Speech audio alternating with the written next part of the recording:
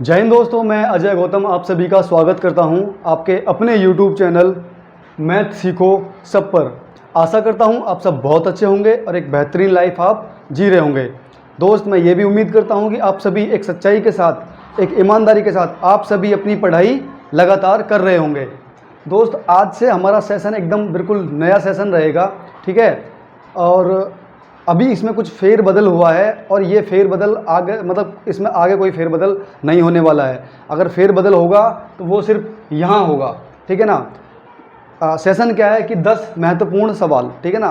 ये वो 10 महत्वपूर्ण सवाल रहेंगे जो आपके किसी भी एग्ज़ाम, है ना, किसी भी एग्ज़ाम में बिल्कुल आपको देखने को मिलेंगे, ठीक है दोस्त। आप बिल्कुल भरोसा कर सकते हो मेरे पर। लगातार आप इस सेशन में बने रहना। बस इसमें अगर फेरबदल होगा तो यहाँ 10 की जगह हम धीरे धीरे, जैसे मतलब क्लास आगे बढ़ेंगी, धीरे धीरे सवालों का लेवल भी बढ़ेगा, ठीक है ना। आपको हर चैप्टर का सवाल देखने को मिलेगा। दोस्त, महत्वपूर्ण सवाल वो रहेंगे जो, देखो, हमको उतना पढ़ना चाहिए जितना में हम अपना एग्ज़ाम क्लियर कर सकें, ठीक है ना। अगर उस तरीके का हम एक शेड्यूल बना लेते हैं ना, तो किसी ने कहा है ना कि हार्ड वर्क से ज़्यादा जो सही रहता है वो स्मार्ट वर्क रहता है, ठीक है दोस्त। तो आप इतना हार्ड वर्क अपने दिमाग पे ना लपेटें, है ना, स्मार्ट वर्क करें, ठीक है। आप 50 तरह की चीज़ को ना देख करके आप 10 तरीके की चीज़ को देख लो जो आपके लिए महत्वपूर्ण हैं, और उनको ऐसे देख लो कि उन्हीं को 5 बार आप अच्छे से कर लो ताकि वो आपके दिमाग से बिल्कुल भी ना निकलें, ठीक। देखो, अभी इसमें क्या रहेगा, ये छोटे छोटे से सवाल रहेंगे और ऐसा नहीं है ये सभी सवाल एग्ज़ाम में आए हुए सवाल हैं दोस्त, है ना। कई एग्ज़ाम में आए हुए सवाल हैं। मैं अगर बात करूं तो एसएससी के ये फेवरेट क्वेश्चन है, और बाकी अदर जो भी पुलिस वगैरह के एग्ज़ाम होते हैं उनमें भी ये सवाल आते हैं। यहाँ तक कि आप आर्मी या किसी अदर की तैयारी कर रहे हैं तो उनमें भी ये सवाल देखने को दोस्त आपको बिल्कुल मिलेंगे, ठीक है ना। इनका जैसे हम आगे बढ़ेंगे इनका लेवल भी बढ़ेगा सवालों का, और सवालों की संख्या भी बढ़ेगी। हम शुरुआत कर रहे हैं 10 महत्वपूर्ण, ठीक है ना, 10 हम शुरुआत कर रहे हैं कहाँ से, 10 महत्वपूर्ण सवालों से। तो आज का हमारा जो रहेगा वो हम 10 महत्वपूर्ण सवाल लेंगे गणित के, यानी कि मैथ के, और इनको अच्छे से समझेंगे। देखो, आपके लिए ना मैं एक सक्सेस का, मतलब आपके एग्ज़ाम को निकालने का एक बहुत मतलब महत्वपूर्ण बात आपको मैं बताऊंगा दोस्त। आप इस चीज़ को नोट कर लेना, बिल्कुल अपने दिमाग में भर लेना। आप किसी भी चीज़ का एग्ज़ाम दे रहे हो, सबसे पहले आपको उसके बारे में ना अच्छे से डिटेल, मतलब उसकी पता होना चाहिए। आपको अगर यही पता नहीं है कि उसका सिलेबस क्या है, ठीक है, तो आप भटकोगे, आप भटक जाओगे रास्ते से। तो आपको करना क्या है, देखो, कोई भी वैकेंसी आती है ना, कोई भी वैकेंसी आती है तो जब हम उसको ओपन करके देखते हैं तो उसमें सिलेबस का भी मतलब पॉइंट आता है। आप उसको डाउनलोड कीजिए, डाउनलोड करके आप उस सिलेबस को आप किसी चार्ट में या आप किसी पेज में नोट करिए, और नोट करके आपका जो भी स्टडी रूम है, मतलब जहाँ भी आप बैठ के पढ़ाई करते हैं, आप उसको वहाँ पे चिपका लीजिए। जैसे कि हम जब बोर्ड के एग्ज़ाम होते थे तो हम अपना क्या, जो जिस दिन हमारा पेपर होना होता था वो सारी चीज़ें, है ना, डेट शीट हम उसको बोलते थे, वो हम लगा लेते थे। तो वैसे ही हमको पता रहना चाहिए कि हमको पढ़ना क्या क्या चीज़ है। आपकी जो जो चीज़ क्लियर होती जा रही है आप उसको टिक करते जाइए। जैसे आपका सब कुछ क्लियर हो गया फिर आप उसको रिवाइज़ करिए, ठीक है ना, उसका रिविज़न अच्छे से करिए। तो देखो, मैं ज़्यादा बात नहीं करूँगा, हमको लगातार, ठीक है ना, लगातार हम इस चीज़ को लेकर के चलेंगे। शुरुआत में 10 सवाल रहेंगे कुछ दिन तक, उसके बाद में धीरे धीरे हम बढ़ाएंगे और सवालों का लेवल भी बढ़ाएंगे। उसके बाद में 15 क्वेश्चन रहेंगे, फिर 20, और लास्ट हमारा 25 क्वेश्चन। हम डेली के मैथ के 25 क्वेश्चन, वो मोस्ट इंपॉर्टेंट क्वेश्चन करेंगे जो आपके एग्जाम में बिल्कुल देखने को मिलेंगे दोस्त, ठीक है ना। आपका डिजिट चेंज हो सकता है, आपकी संख्या चेंज हो सकती है, ठीक है ना, लेकिन आपका जो तरीका और जो सवाल का जो पूछने का जो लेवल रहेगा बिल्कुल वैसा ही रहने वाला है, ठीक। आप ये मेरे पे भरोसा कर सकते हो। चलो हम शुरुआत करते हैं दोस्त। देखो, अगर कोई भी, जैसा कोई किसी भी चैप्टर का अगर सवाल आता है तो आप उस चीज़ को ये मत लीजिएगा अरे यार ये तो यहाँ से उठा लिया या वहाँ से उठा लिया। मैं उसको ना बिल्कुल आपको डिटेल से समझा दूंगा कि इसका मतलब क्या होता है, आपके समझ में आना चाहिए, ठीक है ना। देखो क्या होता है, आप कहीं से भी पढ़ो, है ना, आपकी समझ में आना चाहिए दोस्त। चलो, आप इसको ना क्या करोगे, इन सवालों को एक अच्छा सा, मतलब आप क्या बनाओगे, नोट्स बनाओगे अच्छा सा, है ना। आप कोई बड़ा सा रजिस्टर लेकर के आप इन सवालों को नोट करते जाओगे। दोस्त अगर आप नोट्स नहीं बनाओगे ना तो देखो थोड़ी सी समस्या आती हैं। समस्या क्या आती है कि जब हम किसी चीज़ को रिवाइज़ करते हैं ना तो देखो वीडियो को देखना पॉसिबल इतना नहीं होता, मतलब इतनी लंबी वीडियो मान के चलो। ये अगर 5 सवाल मैं इनकी बात करूं तो अगर हम इनको एक एग्ज़ाम के तरीके से करने लगे ना तो देखो मतलब मैक्सिमम टाइम अगर मैं लेकर चलूँ तो 30 सेकंड अगर एक हम मतलब इसका लगा रहे हैं एक सवाल का तो 30 पंजे 150 है ना, 150 सेकंड हो गया, मतलब 2.5 मिनट के समथिंग में आप इनको कर सकते हो। लेकिन 2.5 मिनट में तो दोस्त कर तो सकते हो लेकिन 2.5 मिनट में आप समझ नहीं सकते हो, है ना। तो उसके लिए क्या होगा कि वीडियो थोड़ी सी बड़ी रहेगी। अब अगर आपने इस चीज़ को नोट नहीं करा है, आपने नोट्स नहीं बनाया है, तो जब आपको रिवाइज़ करना होगा तो आप पूरी वीडियो देख करके रिवाइज़ नहीं कर पाओगे, वहाँ थोड़ा सा मुश्किल रहेगा। और जब आपने अगर नोट मतलब बना रखे हैं, नोट्स बना रखे हैं, आपने इन चीज़ों को नोट कर रखा है, तो आप क्या करोगे, अपना जब भी आपको कोई दिक्कत आई आप इनको रिवाइज़ अच्छे से उसमें कर लोगे। चलो शुरुआत करते हैं हम पहले क्वेश्चन से। 5 क्वेश्चन देखो मैंने आपके बोर्ड पे उतार दिए हैं दोस्त, ठीक है ना।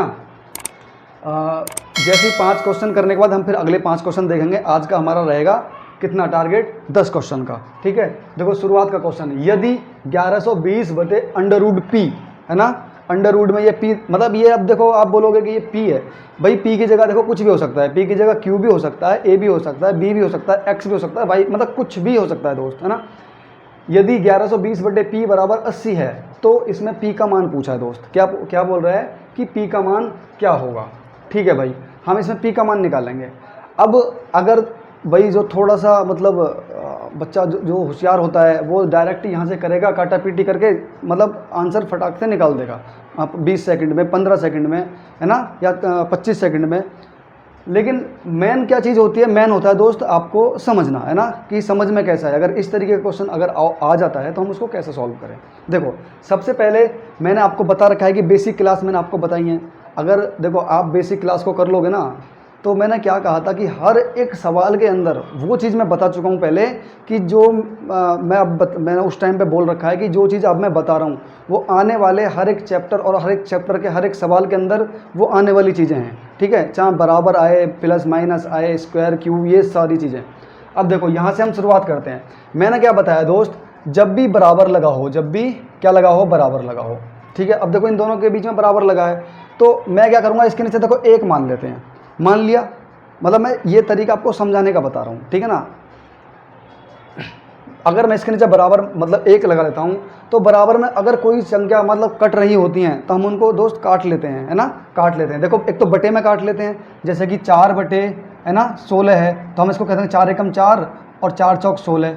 एक तो ऐसे काट लिया हमने, या फिर ऐसे अगर ये बराबर में देखो ऐसे करके यहाँ पे 16 होगा और यहाँ पे x होता है, इसके बटे में x, और यहाँ पे कुछ मतलब 5 होता है ना, तो हम इसको भी काट सकते थे 4 चौक 16 और 4 एकम 4, मतलब इस तरीके से भी हम काट सकते हैं। क्यों काट लेते हैं भाई, देखो जब देखो ये 4 है ना और ये 4 बटे x और 16 बटे 5, मतलब ये मैं आपको नियम बता रहा हूँ कि क्यों काट लेते हैं। देखो 4 बटे x और यहाँ कितना था 16 बटे 5, तो बराबर का मतलब क्या होता है दोस्त, मैं आपको बेसिक क्लास में बता चुका हूँ, समझा चुका हूँ कि कोई भी संख्या है ना, अगर वो इधर या इधर, किधर की भी बात कर लो, अगर हम इधर से लेके आ रहे हैं इधर को, या इधर से इधर को लेके जा रहे हैं, अगर वो बटे में है तो दूसरी साइड में जाके वो गुणा में जाएगी, यदि वो गुणा में है तो दूसरी साइड में जाके वो बटे में जाएगी, यानी कि भाग करेगी। यदि वो प्लस में है तो दूसरी साइड जाके माइनस में जाएगी, यदि माइनस में है तो प्लस में जाएगी, ठीक है। ये सारी चीज़ें मैं आपको बता चुका हूँ। अब देखो अगर मैं इधर इनका क्रॉस मल्टीपल करूँ, मतलब बराबर में हमारा क्रॉस मल्टीपल हो जाता है, बात तो वही हो गई, क्योंकि जब ये क्या है, ये गुणा में, सॉरी ये बटे में है तो गुणा में जाएगी, तो यहाँ क्या हो जाएगा 4 × 5 ऐसे, है ना, 4 × 5 बराबर, भाई गया ना यहाँ पे। अब इधर ये x बटे में तो ये गुणा में जाएगी, तो 16 गुणा x करेंगे तो 16x आ जाएगा। अब देखो अब ये 16 गुणा में है तो मैं इसको इधर क्या बटे में ले आऊँगा, यहाँ से बटे में आ गया। अब इधर x ही तो बचा, इधर क्या बचा मेरे दोस्त, x बचा, तो देखो अब भी तो ये कट ही जाएगा, 4 एकम 4, 4 चौक 16, तो x का बराबर मान कितना जाएगा, 5 बटे 4 आ जाएगा। ठीक, उम्मीद कर सकता हूँ कि ये चीज़ आपको समझ में आ गई होगी दोस्त। अब देखो सवाल पे आ जाओ। तो डायरेक्ट ही मैं देखो इसको काट सकता हूँ, कैसे काटूंगा, जब इसके बटे में अगर मैं 1 मान लूँ तो देखो 0 से तो 0 कट जाएगा पहले नंबर, 8 से अगर मैं इसको काटूँ पूरे को तो 8 एकम 8 कितना बचेगा, 8 और 3 11, 3 बचा, यहाँ हो गया 2 मतलब 32, तो 8 चौक 32। तो आप कह सकते हो जी इसका मतलब इधर से कट के आया ना, तो इधर क्या बचा 14 बटे अंडर रूट पी, क्या बचा 14 बटे अंडर रूट पी, और बराबर यहाँ कितना 80 से कटा तो यहाँ एक ही तो बचा भाई, 80 एकम 80 और 80 से 14 बार कट गया ये। अब देखो जब ये p इधर अंडर रूट में क्या कर रहा है, इधर भाग कर रहा है ना, तो जब मैं इसको इधर लेके जाऊंगा, क्योंकि क्रॉस मल्टीपल भाई इस एक के बटे में भी तो एक होगा ऐसे करके, ये सारी चीज़ें आपको समझाने के लिए बता रहा हूँ दोस्त, है ना। तो जब एक देखो इधर जब ये भाग कर गुणा करेगा, क्योंकि यहाँ भाग कर रहा है तो इधर क्या करेगा, गुणा करेगा। तो जब ये इधर चला जाएगा दोस्त मेरे अंडर रूट p, और बटे में इधर कितना रह गया, अब 14 रह गया।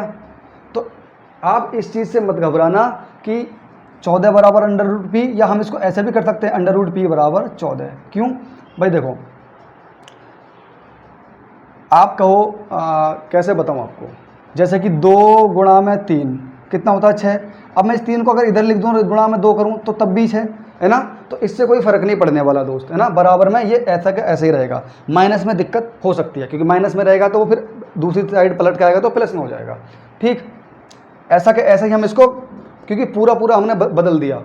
चलो अब एक बात बताओ, ये चीज़ आपको समझ में आई होगी यहाँ तक, ठीक है, कोई दिक्कत नहीं। तो ये आ गया अंडर रूट p बराबर 14। भाई मैंने आपको एक बात बता देता हूँ आपको अभी, क्या हमने ये सही करा है? बिल्कुल हमने क्या करा है, ये सही करा है। देखो जब भी हमारा अंडर रूट हटाते हैं बराबर से, है ना, अब एक चीज़ अब नहीं आ गई ना, अभी तो मैंने प्लस और माइनस बता रहा था, बटे का गुणा का बता रहा था। अब मैं क्या बता रहा हूँ, यदि यहाँ स्क्वायर होता और हम उस स्क्वायर को हटाते और बराबर की साइड में कोई भी संख्या होती तो उस पर क्या चढ़ जाता, अंडर रूट चढ़ जाता। ठीक, अब यदि यहाँ अंडर रूट है और हम अंडर रूट को हटाएंगे तो जो सामने वाली संख्या होगी ना, तो दोस्त उस पर क्या चढ़ जाएगा, उस पर स्क्वायर चढ़ जाएगा।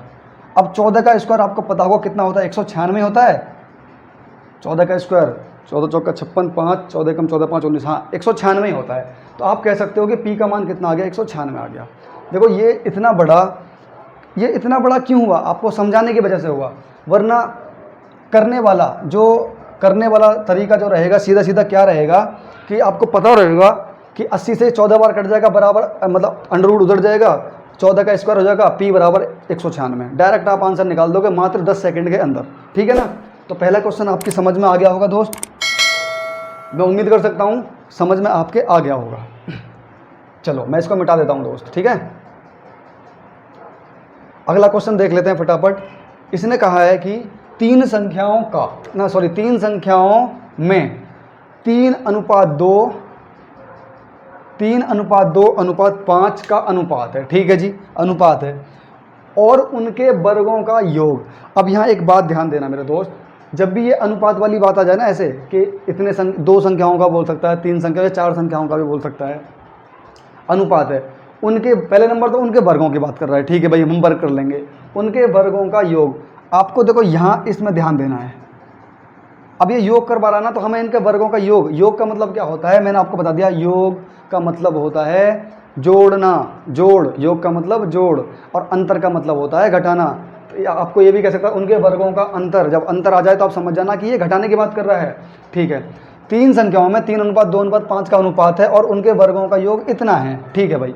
देखो सबसे पहले तो हम इनको जब अनुपात में ना, तो हम इनको बराबर बराबर बांट लेंगे भाई, इसको 3x, इसको 2x और इसको 5x मान लिया हमने, है ना, ये संख्या मान ली हमने। लेकिन इसने कहा कि इनके वर्गों का, भैया वर्गों का बोला उसने, तो हम इनका वर्ग भी कर देंगे भैया, चलो ठीक है, इनके हमने वर्ग भी कर दिए दोस्त। इनके वर्गों का योग हो गया ना भैया, प्लस यहाँ पे बीच में, इनके वर्गों का योग कितना कहा है उसने, 1862 का है दोस्त, 1862। तो इन संख्याओं में सबसे छोटी संख्या होगी। तो इसमें पता है क्या है, इसमें आपको 4 ऑप्शन दे रखे होंगे, है ना, 4 इसमें आपको ऑप्शन दे रखे होंगे, उनमें आपको एक संख्या निकल के आएगी और उस पर निशान लगा देना है, ठीक। अब देखो कैसे निकालेंगे हम, कोष्टक के अंदर कोई भी संख्या होती है, अगर उसके ऊपर स्क्वायर है या क्यूब है, यानी कोई भी मतलब पावर जो होती है, वो पावर कहती है कि भैया ये इस पर भी और इस पर भी है। तो जब मैं इसको खोलूँगा तो 3 की पावर 2 का मतलब क्या होता है, 9, और x की पावर 2 का मतलब x की पावर 2 ही होता है। तो ये आ जाएगा 9x², ठीक है दोस्त, प्लस ये आ जाएगा 4x² प्लस, और ये आ जाएगा 25x² बराबर कितना, 1862, ठीक है दोस्त, यहाँ तक समझ में आया। अच्छा इसके बाद देख लो, यहाँ देख लो, अब इसके बाद इधर देख लो दोस्त। अब देखो 9x², 4x², 25x², ये सब मैंने सारा कुछ मैंने बेसिक क्लास में बता रखा है, तो ये सब जुड़ी तो रहे हैं, है ना। अब इसमें ऐसा नहीं है कि इनकी पावर जुड़ जाएंगी, भैया ये गुणा में नहीं है, ये तो जुड़ रहे हैं आपस में, मतलब ऐसे करके 2x² और 2x², तो 4x², ऐसे करके है ना। तो हम कह सकते हैं, देखो कैसे जोड़ेंगे इसको, 25 और 4 29, 29 और 1 30 38 हो गए, 38x² हो गए। ये कितने हो गए भैया दोस्त, 38x²। और 38x² के बराबर कितना, 38x² के बराबर 1862, 1862 ये ना, 1862, ठीक है। सबसे पहले हम इसको कुछ छोटा कर लेते हैं। देखो आप कह सकते हो, मैंने बताया ना कि बराबर में कट जाती हैं। अगर मैं इसको 2 से काटूं तो 19 बार कटेगा, 19 दूनी 38, अगर 19 दूनी 38, अगर इसको 2 से काटूं तो 2 ने 18, 2 3 6, 2 1 2। अच्छा ठीक है। अब देखो अगर मैं डायरेक्ट इसको 19 से काटूं, है ना, 19 से, तो 19 पंजे कितने होते हैं, 95 होते हैं, है ना। 19 पंजे 95 होते हैं भाई, देख लेना थोड़ा सा, है ना। 19 से कम 19, 19 दूनी 38, 19 तीस 57, 19 चौक 76, ऐसा करके है ना, 19 पंजे 95, ठीक है भाई। अगर मैं इसको डायरेक्ट काटता हूँ 19 से, तो कितने बार कटेगा, देखो x² की वैल्यू कितना आएगी यहाँ पे, x² बराबर, आप देखो ऐसा भी कर सकते हो। अगर आपको ऐसा काटना नहीं आ रहा है ना, तो आप डायरेक्ट ऐसे भाग भी दे सकते हो। कितने में, 931 में कितने से, 19 से। इसका भी मतलब वही होता है, काटने का मतलब वही होता है। देखो 19 चौक 76, क्योंकि 95 क्यों नहीं लिया, पंजे क्यों नहीं लिया, कि ज़्यादा हो जाएगा भाई, तो 19 चौक 76। देखो 13 में से 6 गए तो 7 बचेंगे, 7 6 13 होते हैं, 8 में से 7 गया तो 1 बचेगा। और 19 निम्मा कितने होते हैं, 19 निम्मा 171 होते हैं। तो ये देखो पूरा पूरा कट गया, 171, 19 निम्मा 171। तो ये 19 से कितने बार कटा, तो आप कह दोगे जी 19 से 49 बार कटा। कितने बार कटा, 49 बार। अब आप कहोगे जी आपने तो हमें भाग भी बता दिया, मतलब इसकी क्या ज़रूरत थी भैया, इसकी इसलिए ज़रूरत थी कि आपको समझ में आ जाए कैसे भी करके। तो आप यहाँ से क्या समझ गए कि x² की वैल्यू कितना आ रही है, 49। अभी इससे जस्ट पहले वाले सवाल में मैंने आपको एक बात बताई कि अगर यदि अंडर रूट है और उसको हटा रहे हैं, बराबर लगा हुआ है, तो सामने वाली संख्या पे क्या चढ़ जाएगा, स्क्वायर चढ़ जाएगा। और यदि इधर स्क्वायर है, अगर हमको स्क्वायर हटाना है भाई, हमें तो पहले x का मान निकालना है ना इसमें से। जब x का मान निकल के आ जाएगा ना, तो हमें पता चल जाएगा कि कौन सी संख्या छोटी है और कौन सी संख्या बड़ी है, ठीक है ना। क्योंकि देखो ये संख्या ये तो थी हमारी 3x, है ना, और हमारे कितने 2x और कितना 5x, यही तो संख्या थी हमारी। फिर हम उसने कहा था कि इनका वर्गों का योग, मतलब वर्गों का योग करने पर संख्या हमारी ये थी अनुपात में, ठीक है। तो देखो x² बराबर 49। तो जैसे ही मैं स्क्वायर को हटाऊंगा तो मैंने क्या बताया, स्क्वायर हटाने पर अगली वाली संख्या पर अंडर रूट चढ़ जाता है। तो यहाँ क्या आ गया, x बराबर कितना, अंडर रूट 49। और अंडर रूट 49 का मतलब होता है, ये चिन्ह दर्शाता है किसको, वर्गमूल को। अब यार क्या आप 49 का आपको वर्गमूल नहीं आता, भैया आप कह दोगे कि हाँ जी बिल्कुल आता है। 49 का वर्गमूल तो क्या होता है, 7 होता है ना, क्या होता है 7। तो x का वैल्यू कितनी निकल के आ गई, 7। x की वैल्यू कितनी निकल के आ गई दोस्त, 7। अब वो कह रहा कि सबसे छोटी पूछा, सबसे बड़ी, सबसे छोटी पूछा है इसमें। तो देखो x का मान जब हम इसमें रखेंगे, देखो 7 दूनी इसमें कितना हो जाएगा, 14 हो जाएगा, और 7 तिया 21 हो जाएगा, और 7 पंजे 35 हो जाएगा। तो सबसे छोटी कौन सी है, तो सबसे छोटी हमारी ये वाली संख्या होगी, कितनी, 14, ठीक है ना। तो इसका जो आंसर होगा कितना होगा दोस्त, 14 होगा। अब उसमें ऑप्शन में ऐसे दे रखे होंगे 14, है ना, 14, 35, 21, 48, ऐसे करके 4 ऑप्शन दे रखे होंगे आपको। तो उम्मीद कर सकता हूँ कि आपको ये वाला सवाल भी दोस्त समझ में आ गया होगा, ठीक है। चलो इसको भी मिटा देता हूँ दोस्त।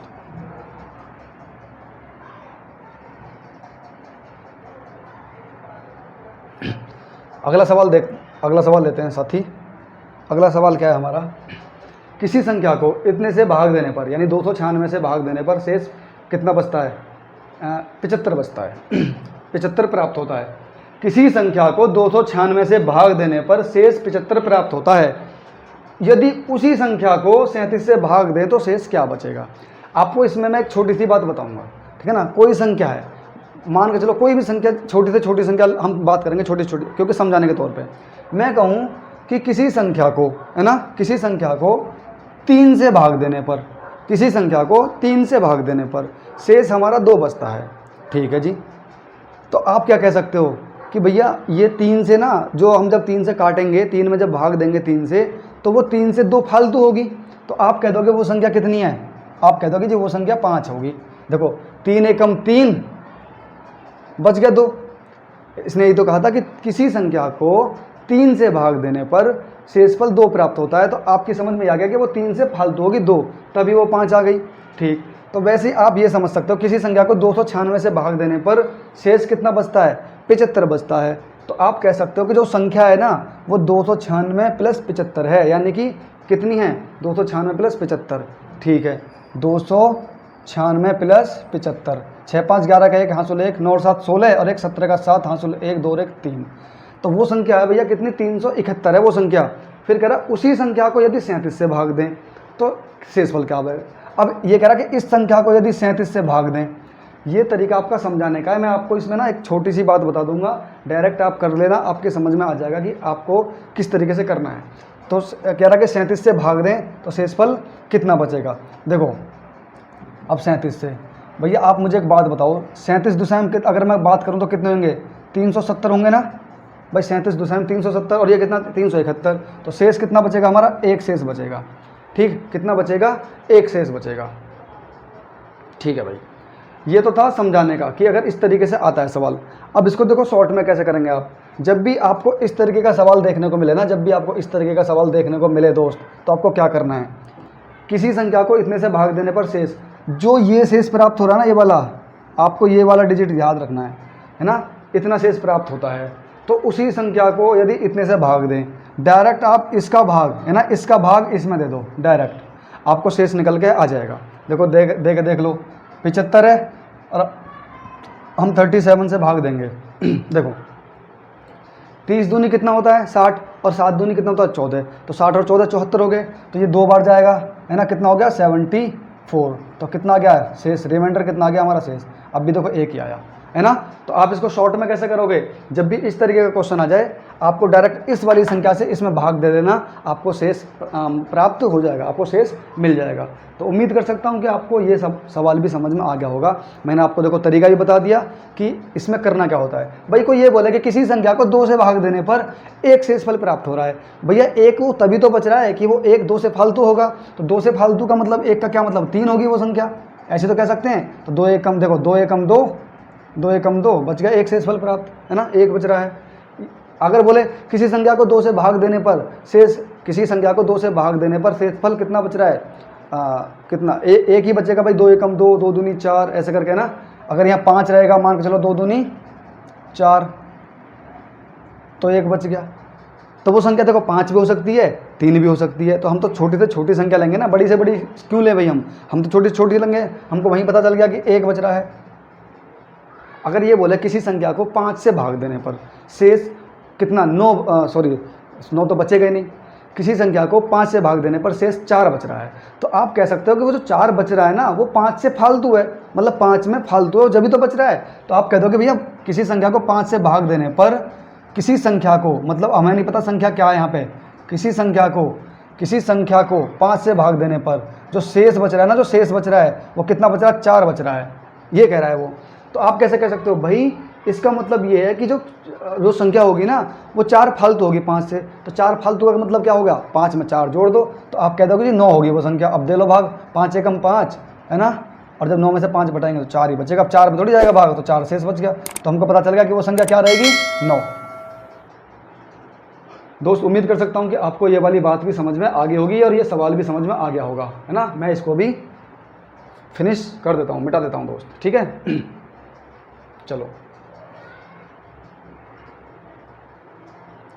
देखो, जब भी आपको इस तरीके का सवाल दिख जाए, जब भी आपको इस तरीके का सवाल दिख जाए, a बटे में 3 बराबर b बटे में 4 बराबर c बटे में 7, तो आप हमेशा अगर इस तरीके से दिख जाए, है ना, इस तरीके से दिख जाए, या आप कह सकते हो a बटे में b बराबर 3 बटे 4 ऐसे दिख जाए, तो इसका पता मतलब क्या होता है कि ये a के मान को दर्शा रहा है और ये b के मान को दर्शा रहा है, ठीक है ना। अब देखो इसके बराबर में a बराबर b, मतलब a b के मान को थोड़ी दर्शाएगा। तो इसका आप कह सकते हो कि जो 3 है ना वो a के मान को दर्शा रहा है, और जो 4 है वो b के मान को दर्शा रहा है, और जो 7 है वो c के मान को दर्शा रहा है, ठीक है। ज़्यादा डिटेल इसका मतलब मैं बताने को बता दूंगा, इनका क्रॉस मल्टीपल करके वही चीज़ जो मैंने अभी बताई थी। लेकिन आप इतना ध्यान रख लेना हमेशा, अगर इस तरीके से आ जाए, मतलब a बटे b बराबर 3 बटे 4, देखो ऐसा भी दे सकता है a अनुपात b बराबर 3 अनुपात 4। तो इस अनुपात का मतलब क्या होता है, a बटे b बराबर 3 बटे 4। तो अब यहाँ से समझ में आ जाएगी आपके कि a का मान कितना 3 और b का मान क्या है 4, मतलब a की जगह हमको 3 रखना है, b की जगह 4 रखना है। आगे कुछ और सवाल दिया होगा, ठीक। चलो तो जो समझाना चाह रहा था आप वो समझ गए होंगे चीज़। क्या समझ गए कि इसमें ए की जगह 3, बी की जगह 4, सी की जगह 7, तो इतने का मान ज्ञात करिए, इतने का। तो अभी क्या बताया, अब देखो ये ऐसे सवाल होते हैं कि इनको ना आपको पेन चलाने की ज़रूरत नहीं पड़ेगी, आपकी स्क्रीन पर आएगा, छोटे छोटे डिजिट रहेंगी, ऐसी रहेंगी, ज़्यादा से ज़्यादा 5, 6, 7 तक रख सकता है ना, 10, 15, 20 तक रख सकता है, जो आप आसानी से जोड़ सकोगे, है ना, जो आसानी से आप जोड़ सकोगे। अब मुझे एक बात बताओ, a + b + c, भैया तीनों आपस में जुड़ रहे हैं, तो हम देखो आपको ये पता चलेगा कि a के बराबर उसने मतलब a का मान 3, b का मान 4, c का मान 7, तो इनको जोड़ दो, 7, 3, 10, 4, 14, तो आप कह सकते हो ऊपर जुड़ कर कितना आएगा 14, और नीचे क्या है c, तो c का मान कितना 7, नीचे आएगा 7, 7 दूनी 14, आंसर क्या आ गया 2। बहुत सिंपल था क्वेश्चन है, ठीक है ना। तो भाई ये एसएससी का आया हुआ क्वेश्चन है, और एसएससी में भी ये क्वेश्चन आपका सीपीओ में आया हुआ क्वेश्चन है, ठीक है ना, एसएससी सीपीओ में। तो आप इनको हल्के में नहीं लेना, आप ये नहीं सोचना कि ये तो छोटे छोटे क्वेश्चन है, ये रिपीटेड क्वेश्चन है और ये एग्जाम में देखने को मिलते हैं दोस्त, ठीक है ना। चलो देखो x अनुपात y बराबर, अब देखो वही चीज़ आगे बिल्कुल अभी जो मैं बताना चाह रहा था। अभी क्या हम इसको कर सकते हैं, x/y बराबर कितना 7/3, ठीक है ना। तो x/y बराबर 7/3, तो इतने का मान ज्ञात करवा रहा है वो, कितने का, इतने का मान ज्ञात करवा रहा है। तो सबसे पहले तो हमको पता होना चाहिए ना कि भाई इसका मान निकालेंगे कैसे, हमें पता होना चाहिए कि x का मान क्या है, y का मान क्या है। तो यहाँ से पता चल गया कि भैया x का मान तो 7 है और y का मान कितना है 3, तो इसमें रख दो। अब एक बात बताओ, ये दोनों सटे हुए हैं, चिपके हुए हैं आपस में, जब आपस में चिपके हुए हों, जैसे कि ये A और B चिपके हुए हों, ये सारी बातें मैं बता चुका हूँ बेसिक क्लास में, है ना, बेसिक जो क्लास करा रखे हैं सब कुछ बता चुका हूँ। तो इनका मतलब क्या होता है दोस्त, इनका मतलब होता है कि ये आपस में गुणा कर रहे हैं, आपस में क्या कर रहे हैं, गुणा। तो x और y, अब यहाँ से हमको पता चल गया भाई 7 का जब 3 में मल्टीपल होगा यानी गुणा होगा तो कितना आएगा, 21 आएगा। अब मैं देखो डायरेक्ट इसको कर रहा हूँ, 7 या 21, चलो मैं समझा देता हूँ। x, तो x कितना है 7 गुणा y कितना है 3, ठीक है ना, प्लस अब देखो y का स्क्वायर, तो y का मान कितना हमारा 3 है ना, तो 3 का स्क्वायर। अब ये चीज़ थोड़ी करता मैं तो भाई, मैं तो डायरेक्ट जोड़ देता, स्क्वायर कर जोड़ कर काट पीट करके आपको आंसर दे देता, लेकिन आपको समझाना बहुत ज़रूरी है, आपकी समझ में आना चाहिए। फिर से वही बात, भाई x का स्क्वायर, तो आप कह सकते हो x का मान कितना 7, तो 7 का स्क्वायर, माइनस y का स्क्वायर, तो y का मान कितना 3, तो 3 का स्क्वायर। अब आप इसको सॉल्व कर लो भाई, अब तो इनको आप इसको हल कर सकते हो भाई, 7 का गुणा 3 में करेंगे तो 21 आ जाएगा, प्लस 3 का स्क्वायर कितना होता है 9 होता है, 3 3 9 होता है। अब देखो 7 का वर्ग क्या होता है 49 होता है ना, और माइनस 3 का वर्ग क्या होता है 3 3 9 होता है, बराबर। देखो जब 21 और 9 को जोड़ेंगे तो ऊपर आ जाएगा मेरे दोस्त 30, और देखो जब 49 में से 9 को घटाएंगे तो नीचे आ जाएगा 40, 0 से 0 कट जाएगा, आपका आंसर आ जाएगा 3/4। ये आपका क्या आ जाएगा दोस्त, आंसर आ जाएगा ये आपका, ठीक है ना, ये आपका क्या आ गया, आंसर आ गया। तो उम्मीद कर सकता हूँ कि आपको 5वां सवाल भी समझ में आ गया होगा। तो अभी देखते हैं अगले और 5 सवाल अच्छे, है ना, तो क्योंकि हमको आज 10 महत्वपूर्ण सवाल करने हैं। चलो ठीक है, देखते हैं अगले 5 सवाल। चलो दोस्त ठीक है, देखो 6 7 8 9 10, हाँ 5 ये हो गए, 5 सवाल आपके ये हो गए। तो अभी आज टोटल हमारे 10 हो जाएंगे। तो छठा नंबर देखते हैं, ये कह रहा है 3 की पावर x + 3, 3 की पावर x + 3 + 7 बराबर 250 है, तो x का मान क्या होगा। ठीक है, इसमें इसने ये बोल दिया। सबसे पहले देखो ऐसे सवालों को क्या करेंगे, हम कोशिश करते हैं कि हमारा इधर भी और बराबर में भी हमारा क्या जो बेस है ना, जो नीचे वाली चीज़ है वो बेस अगर बराबर यानी बराबर बन जाता है, समान बन जाता है, तो मैंने क्या बोला था अभी कि बराबर में संख्याएं कट जाती हैं, तो हम बेस को बराबर बना देते हैं। तो कोशिश करेंगे दोस्त बेस को बराबर बनाने की। देखो कैसे करेंगे, 3 की पावर कितना है x + 3, तो ऐसे रहने दो। अब जो 7 है ना, इसको आप उधर ले जाओ। जब अभी मैंने समझाया था पहले, जब मैं पहले सवाल से ही मैंने एक चीज़ बताई थी कि जो चीज़ अगर ये प्लस की है तो इधर जाके क्या हो जाएगी माइनस। मतलब 250 में से जब 7 माइनस होंगे तो आप कह सकते हो कितने बचेंगे, 243। ठीक है ना, 243 बचेंगे। कैसे बचे, 250 माइनस 7, ऐसे है ना, क्योंकि ये 7 इधर जाके माइनस का हो गया। अब देखो, अब ये 3 की पावर इतना है, तो क्या मैं इसको 3 की पावर में बना सकता हूँ।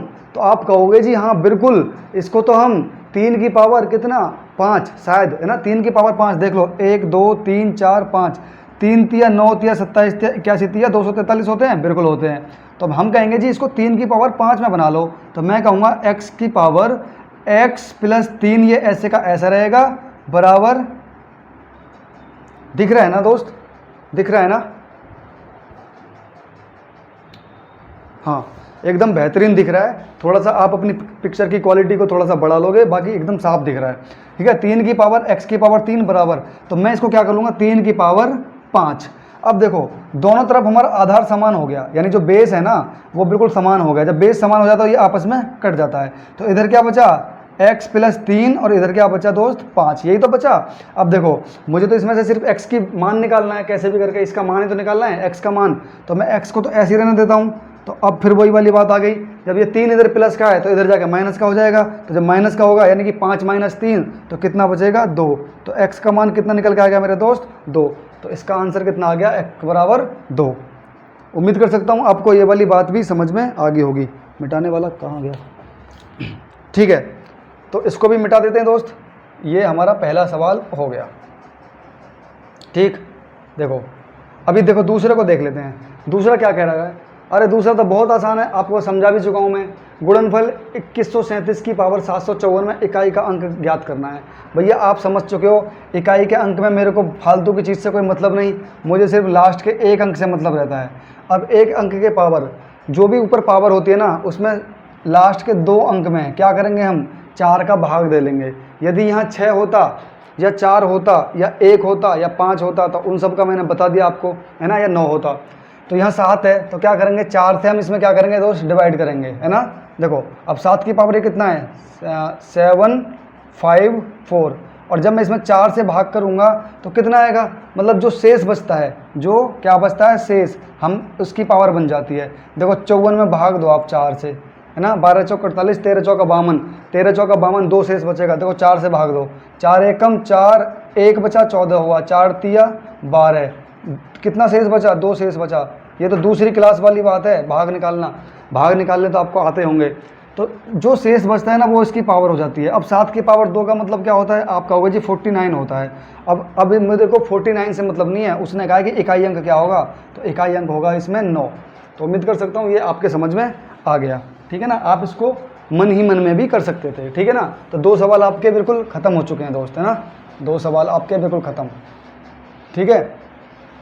अभी देखो जैसे ही मैं आता हूँ तीसरे सवाल के लिए आता हूँ, तो ये कह रहा है कि इतने का मान ज्ञात कीजिए, सिर्फ इतने का, है ना। तो देखो ये जो दर्शाता है ना, ये किसको दर्शाता है घनमूल को, है ना, और ये किसको दर्शाता है वर्गमूल को। मतलब इसके ऊपर जब कुछ भी पावर नहीं होती, यहाँ 2 पावर होती है, तो ये दर्शाता है किसको वर्गमूल को, और ये किसको दर्शाता है घनमूल को। तो आप ये कह सकते हो कि इनका भैया इसका मुझे घनमूल निकालना है। अब देखो 7 का तो कोई घनमूल होता नहीं, तो क्या हम ये संख्या 7 से कट रही है, देख लेंगे अगर कट रही है तो। देखो 7 एकम 7, 7 एकम 7, 1 बचा 17 हो गया, 7 दूनी 14, 3 बचा 35, 7 पन्ना 35, बिल्कुल कट गई। तो ऊपर कितना बचा 1 और नीचे कितना बचा 125। अब आप कह सकते हो दोस्त, क्या कह सकते हो कि 1 का तो 1 ही आएगा निकल के, 1 आ गया, और 125 का घनमूल कितना होता है, तो 125 का घनमूल होता है मेरे भैया कितना 5, है ना भाई। 5 का घन ही तो क्या होता है, 5 का घन ही तो होता है 125, 5 गुणा 5 गुणा 5, यही तो होता है 125। तो हम कह सकते हैं कि 5 का घन कितना 125 और 125 का घनमूल कितना 5, ऐसे तो कह सकते हैं। तो इसका आंसर कितना आ गया दोस्त निकल के 1/5। तो उम्मीद कर सकता हूँ कि आपको ये 8वां सवाल भी समझ में आ गया होगा। चलो अगला देख लेते हैं दोस्त। देखो एकदम महत्वपूर्ण जो लिख गया ना, ये महत्वपूर्ण भाई मोस्ट इम्पोर्टेंट लगा लेना बिल्कुल, ठीक है ना। एक एक क्वेश्चन को अपने रजिस्टर में नोट कर लेना, और जब एग्ज़ाम देने जाओ ना तो ये सवाल बशर्ते आपको आने चाहिए, इन पे आपकी प्रैक्टिस अच्छी होनी चाहिए। ऐसा नहीं कि बस एक बार आपने देखा, अरे आप तो बन गए हीरो भाई, हमारी समझ में आ गया, और जैसे ही आप एग्ज़ाम करने गए बत्ती हो गई गुल, है ना, बत्ती हो गई गुल। आप अब देख रहे हो ऊपर चांद और तारे, अब उसमें चांद तारे तो दिखेंगे नहीं, उसमें छत ही दिखेगी वहाँ पे, अगर किसी हॉल के अंदर अगर आपका एग्ज़ाम हो रहा होगा तो, है ना।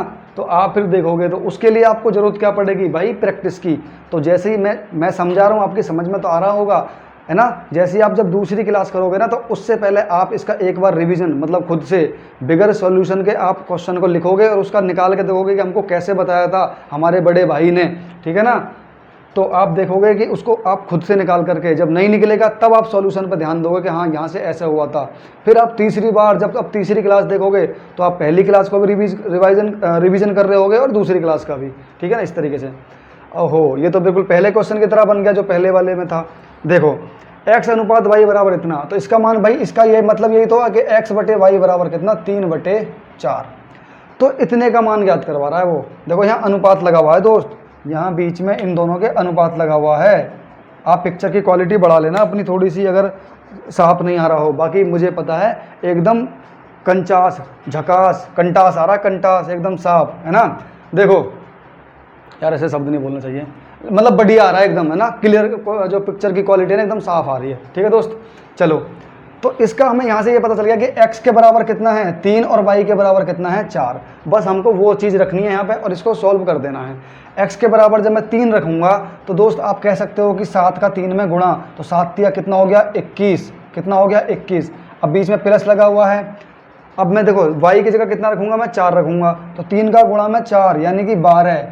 अब ये एक कोष्टक में हो गया, यहाँ इन दोनों के बीच में क्या लगा हुआ था, अनुपात लगा हुआ था, तो मैंने यहाँ भी अनुपात लगा दिया, है ना, ये हमने लगा दिया। फिर वही बात 7x माइनस 3y, तो ये क्या कह रहा है कि यानी कि 21 माइनस 12। अब जब 21 और 12 को जोड़ेंगे तो देखो 21 और 9 30 होते हैं, 9 और 3 12 होते हैं, तो यहाँ हो जाएंगे 33। 21 और 12 कितने होंगे, 33 ही होंगे, ठीक है भाई। अनुपात, और 21 में से 12 घटेंगे तो कितने बचेंगे भैया, देखो 11 में से 2 जाएंगे तो 9 बचेंगे, और भाई 9 ही बचेंगे। 21 में से 12 गए तो कितने बचे, 9 बचे। तो इस अनुपात का मतलब मैंने अभी बताया कि इसका मतलब क्या होता है कि ये बटे में होती है, तो यानी कि 33/9। क्या ये संख्या कट रही है किसी संख्या से, भाई 9 से 9 तो कट जाएगी, 33 नहीं कटेगी, लेकिन 3 से दोनों कट जाएंगी। 3 से ये कितनी बार कटेगी, 11 बार, और 3 से ये कितनी बार कटेगी, 3 बार। तो ये कह रहा है इसका मान, बस ये मान ही तो पूछ रहा है, तो इसका मान ये निकल गया 11/3। आप इसका सही बटे में अगर निकालो तो 3 तिया 9, 2 11/3, है ना, 3 सही 2/3 आ गया।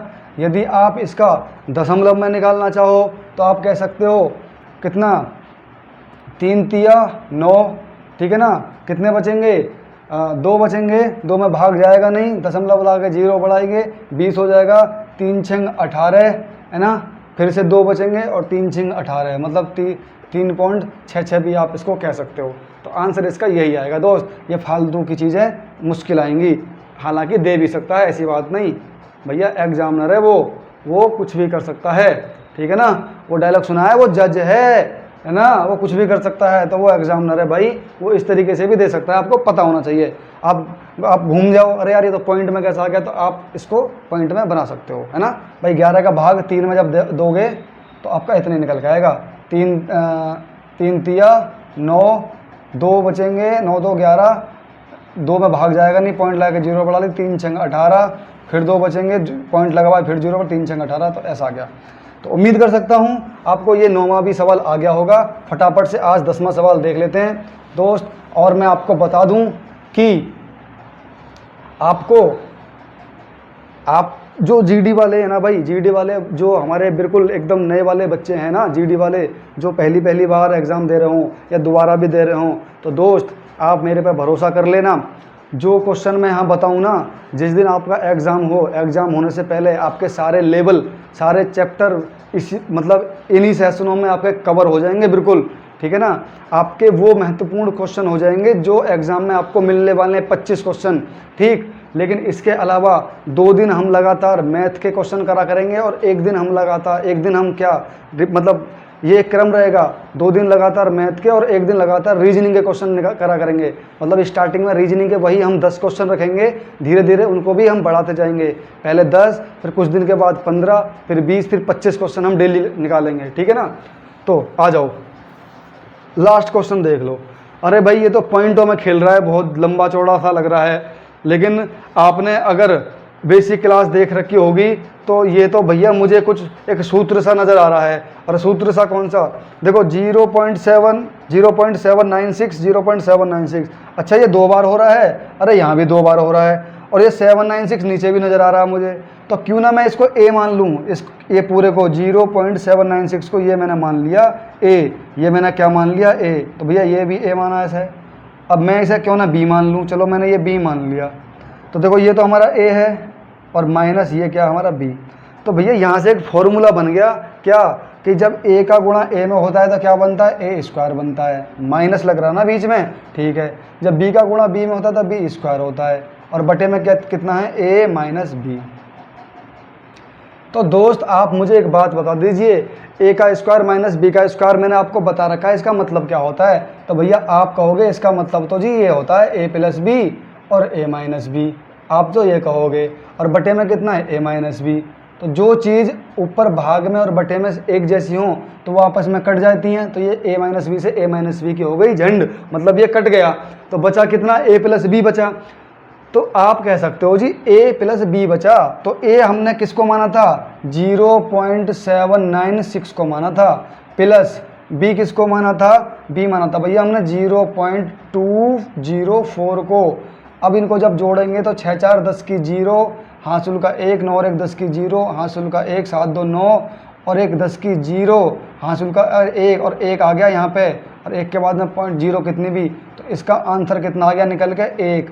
मेरे दोस्त इसका आंसर कितना निकल के आ गया, 1।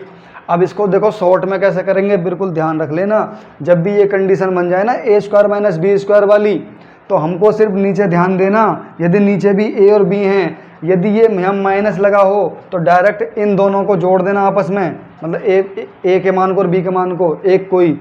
और यदि यहाँ प्लस लगा हुआ है तो इसमें से ए के मान में से बी के मान को घटा देना। यही आपका शॉर्ट हो जाएगा मेरे साथी, ठीक है ना। तो उम्मीद कर सकता हूँ कि आपको आज के 10 सवाल बहुत अच्छे लगे होंगे, बहुत महत्वपूर्ण सवाल थे ये, है ना। आप इनको अपने रजिस्टर में नोट कर लेना और आज से शुरुआत कर देना दोस्त। बिल्कुल आपका ना एक बेहतरीन शुरुआत है, जब आपका एग्ज़ाम स्टार्ट होगा ना जिस दिन भी, उस दिन आप अपने रजिस्टर को खोल करके, है ना, आपके अंदर एक अंदरूनी मुस्कुराहट होगी आपके मतलब चेहरे पर, है ना। एक अंदर से एक वो खुशी होगी कि वाह हमने क्या चीज़ पढ़ी थी, हमारे 25 के 25 क्वेश्चन एकदम बिंदास हो गए। ठीक है दोस्त, चलो मैं विदा लेता हूँ, मिलता हूँ फिर अगली क्लास में। जय हिंद।